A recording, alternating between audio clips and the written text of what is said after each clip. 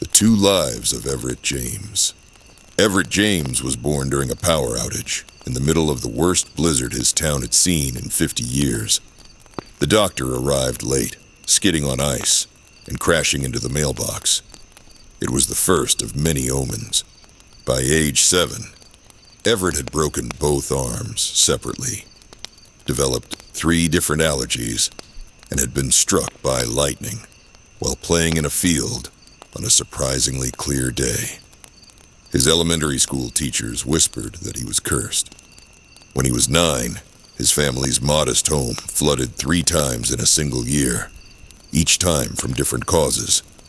The insurance company accused them of fraud until a representative visited during the 3rd incident and witnessed a water main burst exactly as Everett walked past it. "Bad things just happen around me," Everett explained to his 5th grade teacher after a classroom hamster escaped its cage and somehow found its way into his backpack, causing Everett to scream during a silent reading period and frighten the poor creature to death. In high school, Everett's misfortune continued with remarkable consistency. During his freshman year, the school's ancient sprinkler system malfunctioned exclusively above his locker, ruining his textbooks. The replacement books were later eaten by his neighbor's goat when it escaped and somehow found its way directly to Everett's backyard, bypassing 6 other yards in the process. His sophomore year chemistry experiment was the only one to explode despite following the same procedure as his classmates. The resulting green foam stained his skin for 2 weeks, earning him the nickname Swamp Thing until junior year, when he accidentally set off the fire alarm while simply changing the battery in his calculator. Everett asked Melissa Parker to prom his senior year. She said yes, surprising everyone, including Everett. On prom night, his rental tuxedo arrived 2 sizes too small. His corsage contained flowers Melissa was allergic to. His car broke down. When they finally arrived, the gym was evacuated due to a mysterious smell that was later traced to a family of skunks living in the ventilation system. "It's not you," Melissa assured him, as they sat in the parking lot, watching other students leave. "It's just, being around you is exhausting." She remained kind, but declined a second date. College wasn't much better. Everett's roommate ran an illegal gambling operation from their dorm room. When authorities raided the place, Everett, who knew nothing about it, was the only one present. The resulting legal troubles cost him a semester.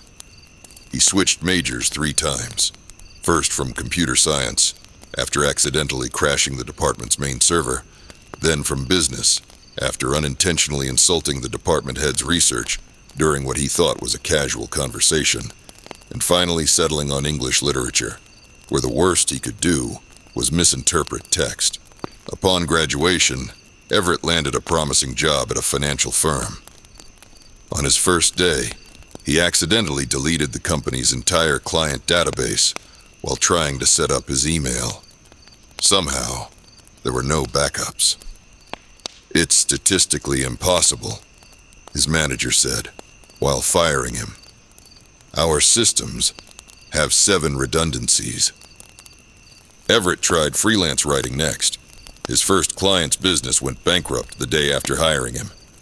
His second client's website crashed when Everett uploaded his articles. His third client accused him of plagiarism when 2 other writers coincidentally submitted nearly identical content. He met Claire at a coffee shop when he spilled his latte on her laptop. Miraculously, she agreed to a date.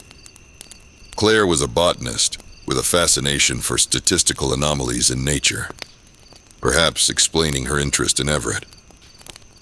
"Your life defies probability," she said over dinner, not seeming bothered when their waiter dropped an entire tray of dishes beside their table. "It's fascinating." They fell in love, despite Everett's perpetual cloud of misfortune. The day he proposed, a seagull swooped down and stole the ring. 3 months of salary, gone in an avian instant. Claire loved him anyway, They married in a small ceremony where the photographer's camera caught fire. The cake collapsed, and Everett's uncle gave a toast so inappropriate that half the guests left. Their honeymoon flight was delayed 3 days. When they finally reached Bali, a typhoon hit. They spent their romantic getaway huddled in a hotel bathroom. "At least we're together," Claire said, somehow finding humor as water seeped under the door. Her optimism was the one consistent stroke of good fortune in Everett's life. Back home, they struggled. Everett bounced between jobs, never lasting more than a few months before some improbable disaster occurred. Claire's research grant was cut after her university's administration building, which housed her only backup data, inexplicably burned down the day after Everett visited her at work. Then came the day that changed everything. Everett was walking home from yet another failed job interview when he noticed an elderly man struggling with grocery bags in the rain. Despite his own misery, Everett stopped to help, carrying the heaviest bags and protecting them from the downpour with his jacket, ensuring himself a thorough soaking. The man invited him in for tea. His apartment was small, but filled with books, scientific instruments, and curious artifacts from around the world. "Young man," the elder said, studying Everett's face, "you carry the weight of considerable misfortune." Everett laughed bitterly. "That's putting it mildly." "And yet," the man continued, "you still stopped to help a stranger. That shows remarkable character." The man introduced himself as Professor Simon Harlow, retired physicist. As they talked, Everett found himself sharing the catalog of disasters that was his life. Rather than offering empty platitudes, the professor listened with genuine scientific curiosity. "Probability is fascinating," Professor Harlow mused. "Have you considered that someone with your statistical anomalies might be equally prone to positive outliers under the right conditions?" Before Everett left, the professor handed him a small wooden box. "A gift.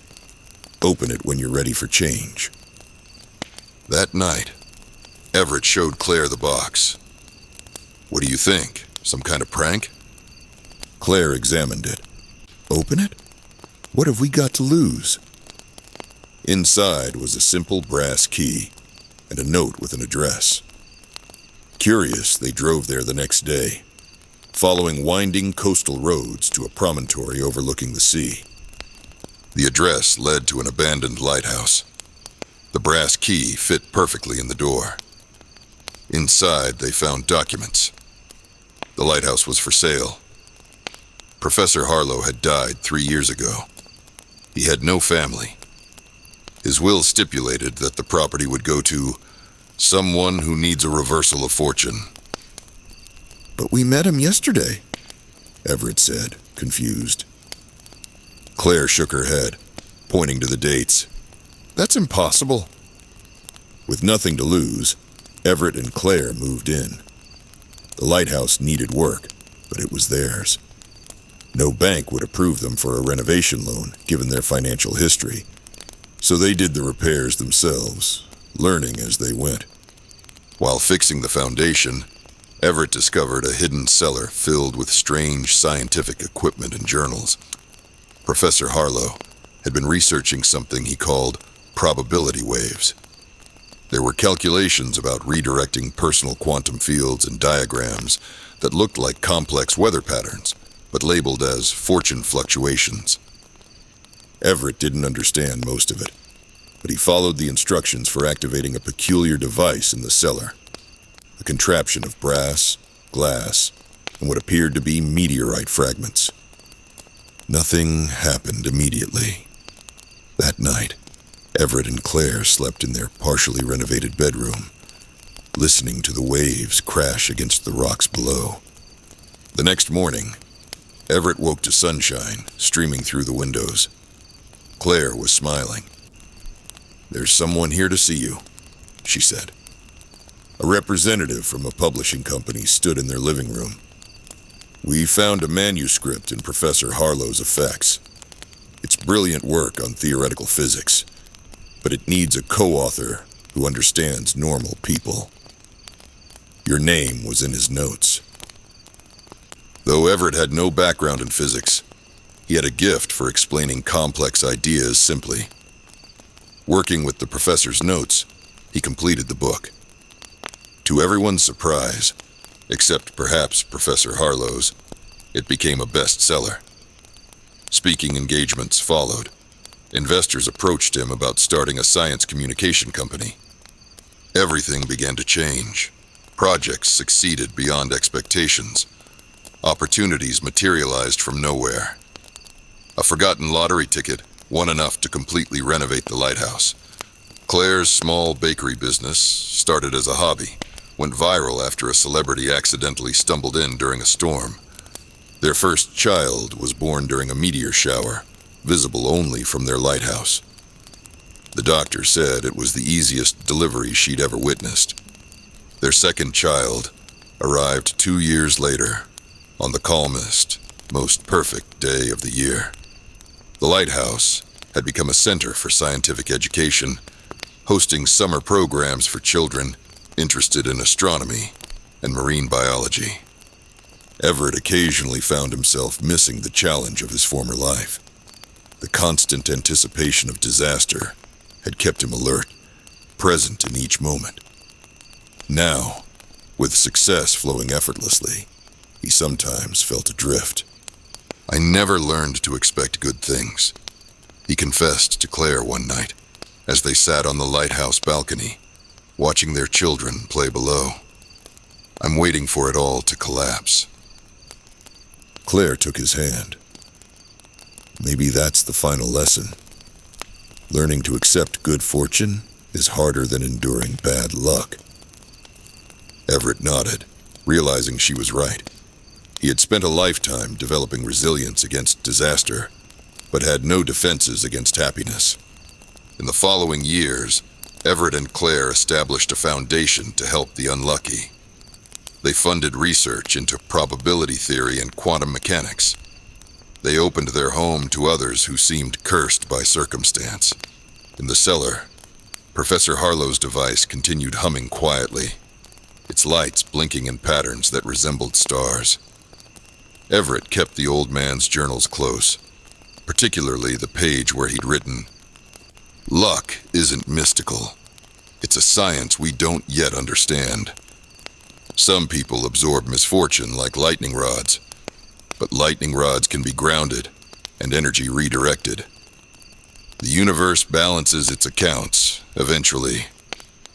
On Everett's 50th birthday, as he stood surrounded by family, friends, and the many people whose lives he'd helped improve, he finally understood.